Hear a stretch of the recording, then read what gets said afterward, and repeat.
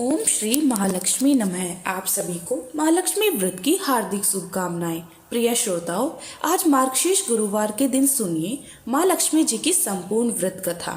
श्री महालक्ष्मी माता जी के अनेक रूप और नाम हैं।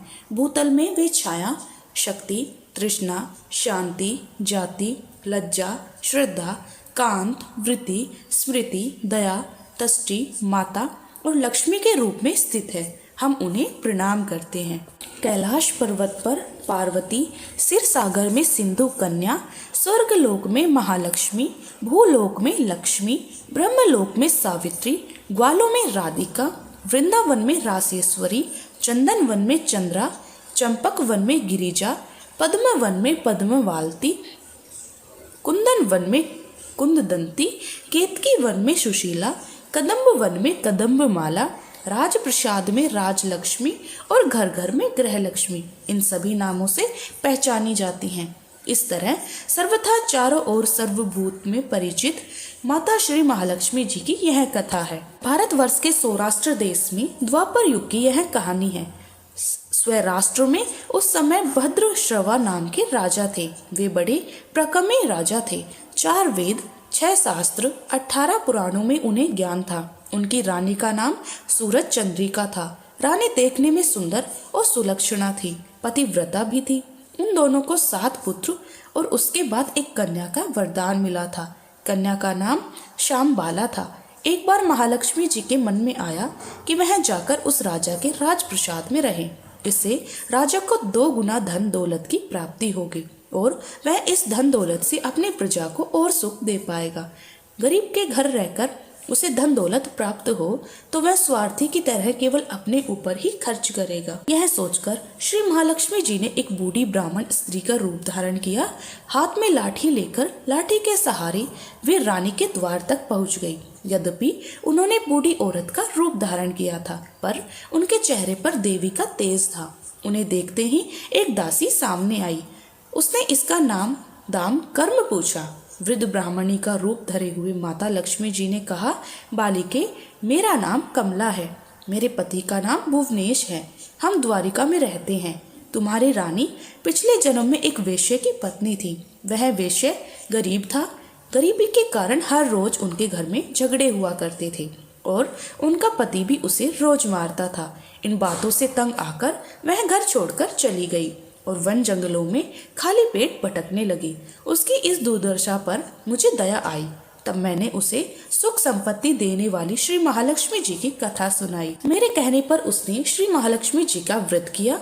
श्री महालक्ष्मी जी प्रसन्न हुई और उसकी गरीबी दूर हुई। उसका घर संसार दौलत संपत्ति से भर गया। बाद में पति तो दोनों परलोक सिधारे। लक्ष्मी व्रत करने के कारण वे लक्ष्मी लोक में रहे। उन्होंने जितने साल महालक्ष्मी का व्रत किया उतने हजारों साल उन्हें सुख भोग मिला। इस जन्म में उसका जन्म राजघराने में हुआ था, परंतु वह श्री महालक्ष्मी जी का व्रत करना भूल गई और उसके याद नहीं रहा और मैं उसे याद दिलाने आई हूँ। बूढ़ी ब्राह्मणी की बातें सुनकर दासी ने उन्हें प्रणाम किया और फिर श्री महालक्ष्मी जी का व्रत किस तरह किया जाए इस विषय में पूछा। तब वृद्धा रूपधारी महालक्ष्मी जी ने दासी को पूजा की विधि और महिमा बताई। इसके बाद वह दासी माता को प्रणाम करके रानी को बताने अंदर चली गई। राज वैभव में रहते हुए रानी को अपने ऐश्वर्य का बड़ा घमंड हुआ था। संपत्ति और अधिकार के कारण वह उन्मुक्त हो गई थी। दासी के द्वारा बताई गई वृद्धा ब्राह्मणी की बातें सुनकर आग बबूला होकर राजद्वार पर आकर बुढ़िया रूपधारी श्री महालक्ष्मी जी पर ही बरस पड़ी। उसने यह नहीं पता था कि स्वयं श्री महालक्ष्मी जी माता एक वृद्धा ब्राह्मणी का रूप धारण किए उसके द्वार पर आई है। परंतु रानी इस कदर रूखा बर्ताव और अपना अनादर देखकर अब माता लक्ष्मी जी ने वहां ठहरना ठीक नहीं समझा और वे वहां से चल पड़ी। राह में उन्हें राजकुमारी श्यामबाला मिली। उन्होंने श्यामबाला को सारी बात बताई। श्यामबाला ने अपनी ओर से श्री महालक्ष्मी जी माता से क्षमा मांगी और माता को उस पर दया आ गई। उन्होंने श्यामबाला को श्री महालक्ष्मी जी के व्रत के बारे में बताया। उस दिन अगेन यानी मार्गशीर्ष मास का पहला गुरुवार था। श्यामबाला ने परम श्रद्धा से श्री महालक्ष्मी जी का व्रत रखा। फलस्वरूप राजा सिद्धेश्वर के सुपुत्र मालाधार ने उसका विवाह हुआ। वह धन दौलत ऐश्वर्य वैभव से माला माल हो गई। पति के साथ ससुराल से आनंद में दिन बीतने लगे।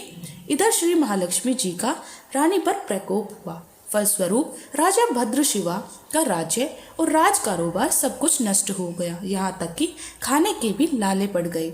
ऐसी दशा में एक दिन रानी ने राजा से निवेदन किया कि हमारा दामाद इतना बड़ा राजा है, धनवान है, ऐश्वर्यशाली है, क्यों न उसके पास जाए, अपना हाल उसे बताए तो वह जरूर हमारी सहायता करेगा।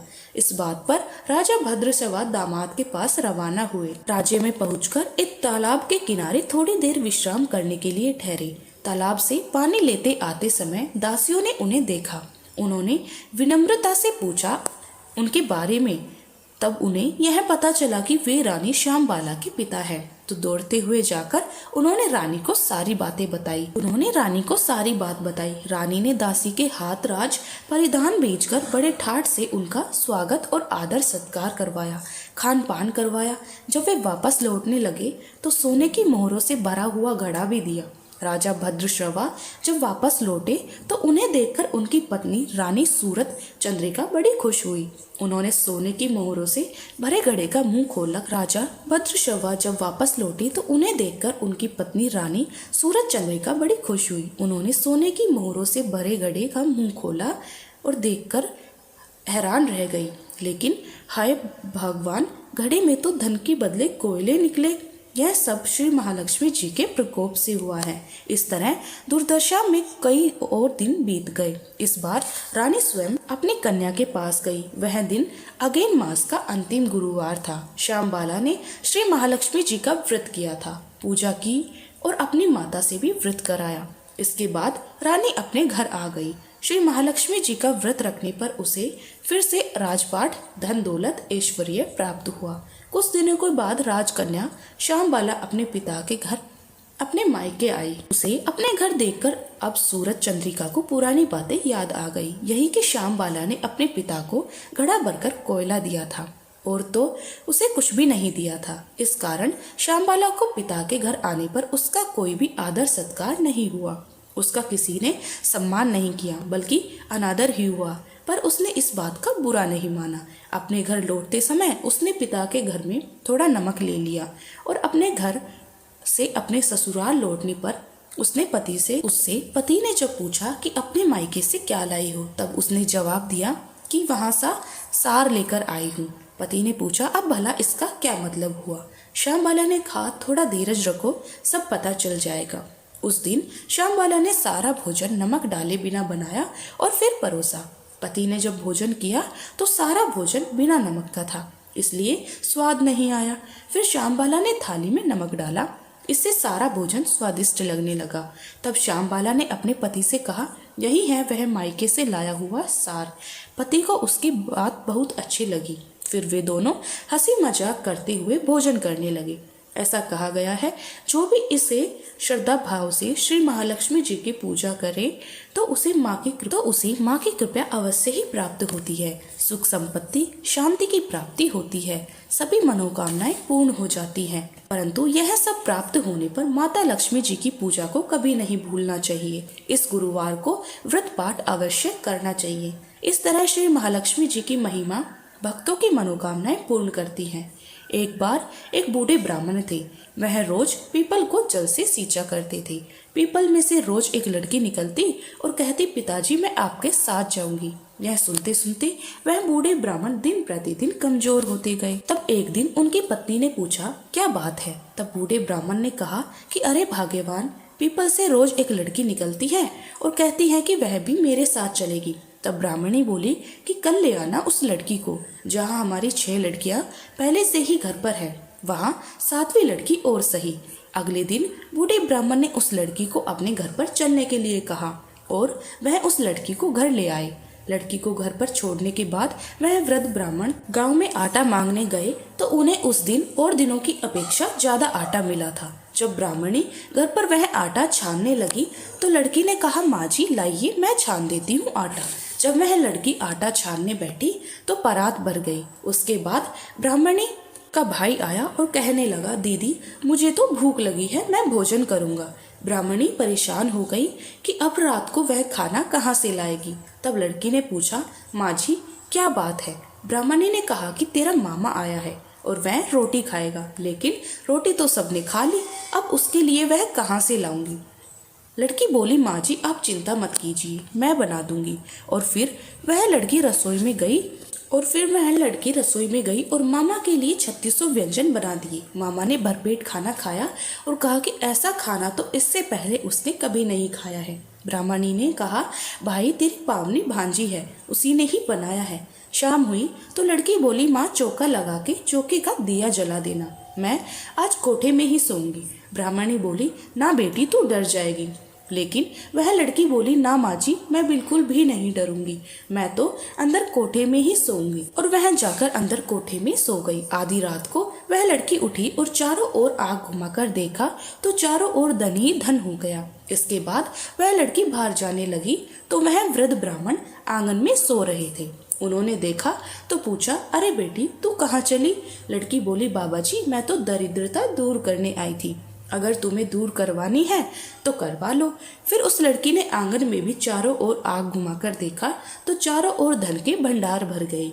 सुबह सवेरे जब सब उठे तो लड़की को ना पाकर उसे ढूंढने लगे कि पावनी बेटी कहाँ चली गई। वृद्ध ब्राह्मण ने कहा कि वह तो माता लक्ष्मी थी जो हम सबकी दरिद्रता दूर करने आई थी।